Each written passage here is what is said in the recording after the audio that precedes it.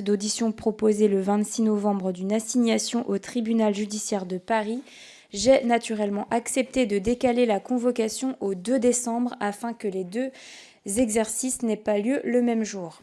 Le porte-parole de Chine a indiqué qu'en toute hypothèse, il ne se rendrait pas devant la commission avant que la décision du tribunal judiciaire ne soit rendue après le renvoi de l'audience au 5 décembre, invoquant le respect de l'autorité judiciaire.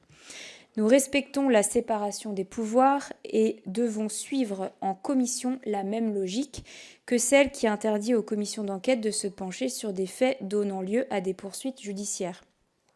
Mais la séparation des pouvoirs ne prive pas les parlementaires de la possibilité d'exercer leur mission de contrôle par ailleurs, ni d'entendre les personnes dont ils estiment l'audition nécessaire sur des questions de politique publique.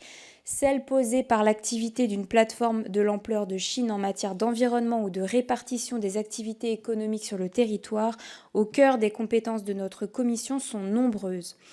J'ai donc maintenu la date de ce jour, troisième date proposée pour l'audition. Monsieur Ruffat prétend ne pas refuser cette audition, mais continue de poser ses conditions. Entretien de cadrage préalable ou calendrier à la convenance de l'entreprise. Il indique également que le climat instauré par les déclarations à la presse de plusieurs membres de la commission rend difficile sa participation. Cela me semble une méconnaissance assez grave des règles du débat démocratique. Ce débat passe par la confrontation des points de vue et le Parlement offre un cadre respectueux pour ce débat. Un désaccord ne saurait justifier un refus de répondre à la représentation nationale et je ne souhaite pas que cela devienne possible.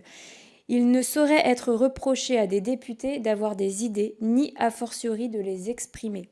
En tant que présidente de commission, je n'ai pas vocation à prévoir uniquement l'audition de personnalités dont je ou nous partagerions les positions. Tel n'est pas le fonctionnement du Parlement.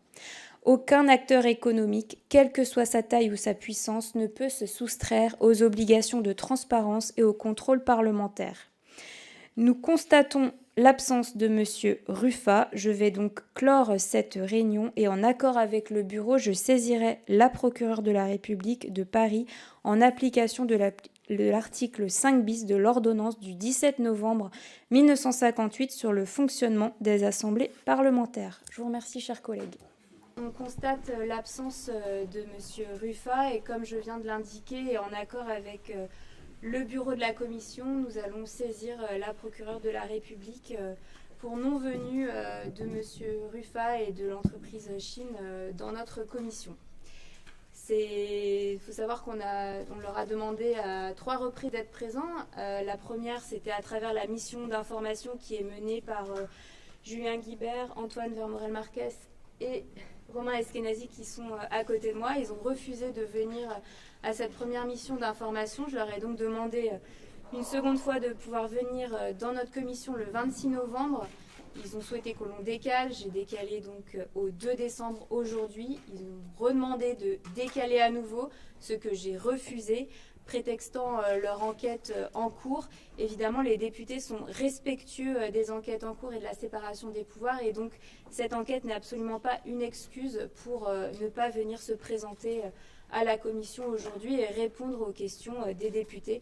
Le débat doit se faire au sein de cette commission, un débat respectueux et apaisé. Nous n'avons effectivement pas les mêmes opinions qu'eux et nous avons chacune et chacun nos opinions de Chine et de la fast fashion de manière générale. Anne-Cécile Violent est également présente à mes côtés et travaille sur cette proposition de loi. Mais en tout cas, en aucun cas, on peut refuser à des parlementaires de venir en commission et de répondre aux questions des parlementaires sur ce sujet. Une commission permanente, à ce jour, n'a jamais saisi le procureur de la République.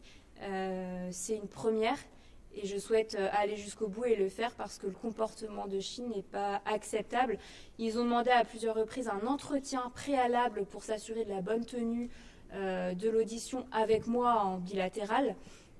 À aucun moment, je ne fais, lorsqu'on auditionne des personnes, des entretiens préalables en B2B. Ce n'est pas à moi d'assurer que les questions vont convenir à l'entreprise. Les députés sont évidemment libres de leurs questions.